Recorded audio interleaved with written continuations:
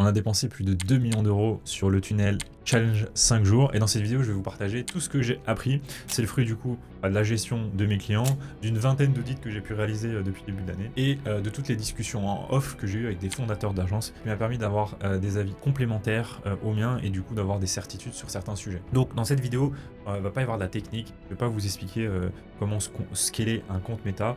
Je vais plus vous partager des convictions, des tendances de fond, des points qu'il faut avoir en tête pour avoir le 20-80 si vous êtes un infopreneur.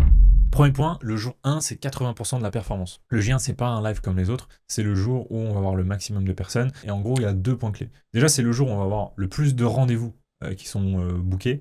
Alors sur certains écosystèmes, ça va être 30%, sur d'autres, ça va être 45%.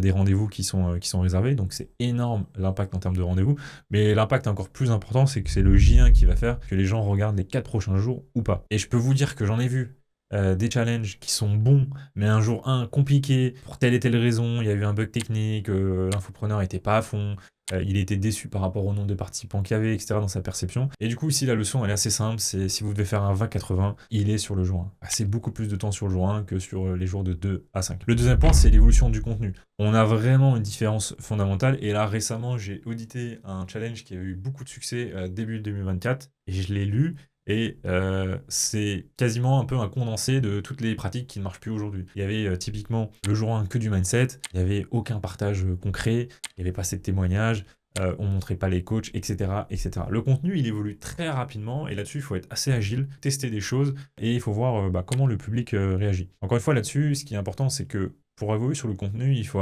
collecter de la data. Et la data, il y a plein de manières. Il y a la data quanti, de regarder ses courbes de rétention.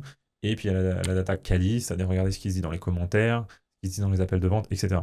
Donc avant, on pouvait avoir des slides et on enchaînait énormément dessus. On pouvait parler de mindset, on pouvait avoir des présentations vraiment slide par slide. Aujourd'hui, il faut montrer du réel, il faut partager son écran, il faut avoir des vraies conversations avec des personnes qui viennent, des gens qui sont capables aussi de partager pas que du tout beau tout rose, mais aussi des challenges qu'ils ont eu en mettant en place votre solution. Et donc pourquoi ça? C'est parce que les gens sont plus éduqués. Ils ont déjà vu des dizaines de challenges et du coup ils veulent plus du générique. Si c'est pour voir du générique, ils préfèrent aller regarder une vidéo YouTube, c'est beaucoup moins contraignant, ils la regardent quand ils veulent, ils peuvent mettre en pause, dîner en même temps, etc.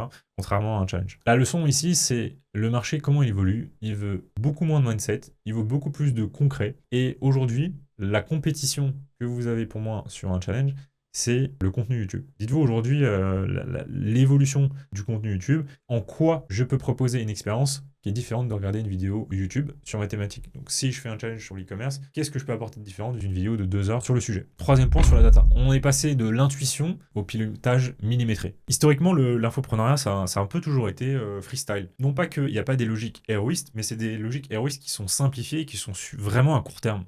J'ai mis X euros, au global ça fait à peu près ça, et finalement on est un petit peu limité. Aujourd'hui on a allé de manière beaucoup plus fine. Le CTA, je l'ai testé à X minutes, ça a généré X rendez-vous, si je le mets après ça fait ça, si je le mets avant ça fait ça, si j'en mets un comme ça, tel jour, comment je dois adapter le jour d'après, et il faut tout historiser. Parce que sinon en fait quand vous retombez dessus 6 mois après, 1 an après, vous vous rappelez plus quoi. Ah bah tiens, le J4 ça a super bien mangé le nombre de rendez-vous, ouais pourquoi, machin, alors qu'en réalité, sur le moment vous avez peut-être décidé des choses, peut-être que ça s'explique, peut-être qu'il y a eu un moment, un éclair de génie, et tout ça, il faut l'historiser. Nous, concrètement, ce qu'on suit pour nos clients, on regarde la courbe de rétention des jours, et ce qu'on fait quand il y a un historique, c'est qu'on compare cette courbe de rétention avec celui d'avant, avec le challenge d'avant. Ça, c'est super intéressant parce qu'on voit, par rapport au changement qu'on a fait, qu'il y a eu des écarts à la hausse ou à la baisse. On va regarder du coup le nombre de rendez-vous en fonction des CTA, s'il y en a un, s'il y en a plusieurs, en fonction du timing, et quel impact ça a pu avoir. On va regarder aussi les catégories des profils qui viennent en appel. On a réussi à augmenter la qualité des rendez-vous ou est-ce qu'elle a baissé. Et enfin,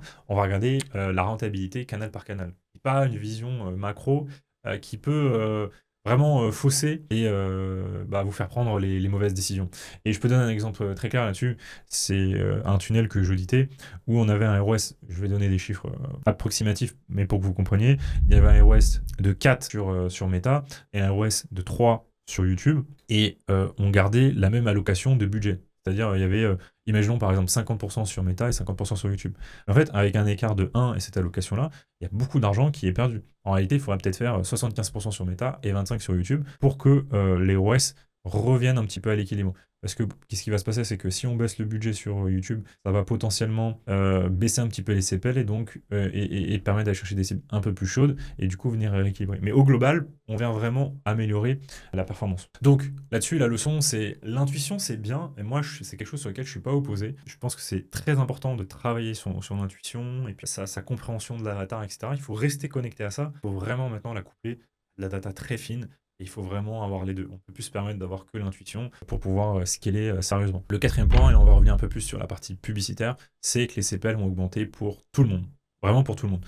Entre janvier et juin 2026, on a vu des CPL qui ont augmenté de 20%, 30%, jusqu'à 50% pour certains acteurs. J'ai même entendu un gros player qui a eu le CPL qui a été multiplié par 2. Pour le coup, je pense que c'est quand même une exception. On a un double effet qu'on a eu les CPM qui ont augmenté de par la plateforme Meta. En fait, c'est Meta qui a décidé de ça. Et on a eu les taux d'opt-in qui ont un petit peu baissé par rapport au format, par rapport un peu de fatigue perçue sur le format. Les deux combinés, ça fait augmenter le CPL. Et je pense que ça, c'est aussi intéressant dans l'infopreneur. On regarde pas assez les autres industries, qu'est-ce qui se passe. Et moi, par exemple, j'ai des amis dans l'e-commerce. Ce qu'il faut savoir, c'est que l'e-commerce, eux, ils ont des marges qui sont assez faibles parce que ils ont des marges brutes, je crois, à 40%, 30%, ça dépend, en comptant le prix du produit, le stockage, la livraison, etc. Ils ont beaucoup de coûts autour de ça.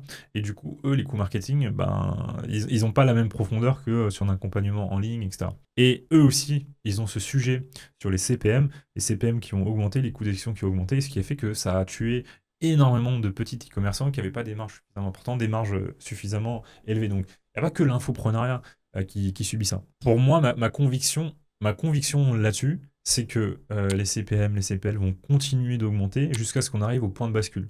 Comment Meta, en fait, va définir le CPM max? C'est le CPM qui lui permet de gagner le plus d'argent possible. Et c'est une combinaison où, en fait, il y a un maximum d'acteurs qui sont suffisamment rentables pour pouvoir dépenser et de dépenser les montants les plus importants. Si demain, le CPL pour un challenge, il est à 500 €, c'est finito, quoi. Il n'y a plus de webinaire, il n'y a plus de challenge. Donc, c'est des millions, en fait, qui ne sont pas dépensés. Si ces millions-là peuvent être dépensés par des e-commerçants ou par d'autres acteurs, c'est bon. Mais les autres écosystèmes, en proportion de rentabilité, sont pas forcément autant positifs que l'infopreneur. C'est là où je reviens avec ma comparaison avec l'e-commerce. Donc, c'est pas l'e-commerce qui va pouvoir augmenter plus.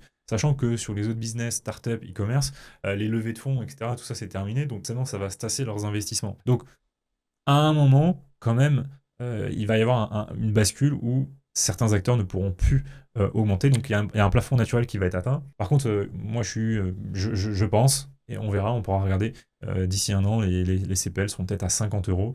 Et effectivement, il y a beaucoup d'acteurs qui ne pourront pas tenir avec un CPL à 50. Et du coup, voilà, il faut bosser dès maintenant. Comment vivre et comment maintenir un tunnel rentable quand demain les CPL seront à 50. Bon, ça passe notamment par des sujets de LTV, et comment soit améliorer le tunnel de fond, soit avoir des offres qui permettent d'augmenter le panier moyen. Donc la leçon là-dessus, c'est que les CPL augmentent pour tout le monde dans l'infoprenariat, mais aussi pour tous les autres acteurs. C'est pas quelque chose sur lequel on peut résister. Alors on peut optimiser un maximum tous les éléments du tunnel pour le réduire un maximum, mais il y a des fondamentaux qui évoluent. Ça sert à rien de se battre contre ça, il faut plutôt anticiper et voir ça va être quoi les leviers de demain. 5, on va parler des créas. Je vais peut-être dire des choses qui peuvent être des banalités, mais vous savez, quand on creuse énormément un sujet, parfois les conclusions qui fonctionnent sont des choses assez basiques. Et le plus dur, c'est de rester sur les basiques. Premier point, le volume. C'est vraiment le point le plus important. Aujourd'hui, d'avoir du volume, c'est dur d'anticiper à l'avance les contenus qui vont le marché. Alors évidemment, il y a des méthodologies. Rapidement, je peux parler de ce qu'on fait. Évidemment, on va avoir des patterns sur les winners, on va pouvoir décliner. Nous, comme on accompagne plusieurs clients, on voit les concepts qui fonctionnent, on peut les réappliquer sur d'autres niches, voir les trends, etc. Ça va maximiser notre taux de winners. Mais globalement, il faut du volume. On a besoin de variété des messagers pour aller cibler des gens différents, la variété des décors, etc. On voit un trend aussi où il n'y a pas forcément besoin de faire des scripts compliqués ou des mises en scène compliquées. Les pubs type organiques, c'est ce qui fonctionne bien en ce moment. Moi, j'aime pas trop dire il faut faire que du organique ou que de la prod. En vrai, les deux, c'est intéressant. Les deux ont des objectifs différents. Les contenus type plus prod vont contribuer à un branding. Branding, c'est ce qui permet aussi de créer de la confiance. Ça, c'est dur à mesurer. Donc, c'est pour ça que dans l'infoprenariat, personne ne le travaille trop. En réalité, c'est un asset qui est pour moi inestimable. Enfin, inestimable, je veux dire, au sens de l'expression, mais qui va avoir beaucoup de valeur sur les mois qui suivent. Et pour finir sur la partie créa, pour moi aujourd'hui, le plus important si vous voulez sérieusement scaler sur la partie créa, c'est d'avoir un process qui vous permette d'avoir des vrais learnings au fil des mois. C'est ce qui va vous permettre un petit peu d'empiler régulièrement de la connaissance, de la finesse. Il y a aussi un besoin de toujours se réadapter au niveau de conscience du marché. Ça, c'est un petit peu comme faire un update sur un logiciel. Il faut le faire régulièrement, tous les 3 mois, tous les 6 mois, pour que ça puisse continuer à fonctionner. Donc la leçon ici, c'est revenir aux fondamentaux, le volume, un bon process pour analyser ses créas, créer de la variété. Rien de magique en ayant dépensé énormément d'argent là-dessus. Restez sur les fondamentaux, restez rigoureux et ça va fonctionner. Pour conclure cette vidéo, dites-moi en commentaire vous s'il y a des choses des learnings que vous avez eu en mettant en place des challenges. Je vais faire une série de vidéos autour de ce sujet-là, des webinaires, des pubs, des trends dans l'infoprenariat. Donc vous pouvez regarder autour de la vidéo, allez regarder sur ma chaîne. Et si vous avez envie de scaler fort un challenge, écrivez-moi sur Instagram. Il y a mon compte dans la description. Voilà, vous m'écrivez, on en discute. À très vite, merci.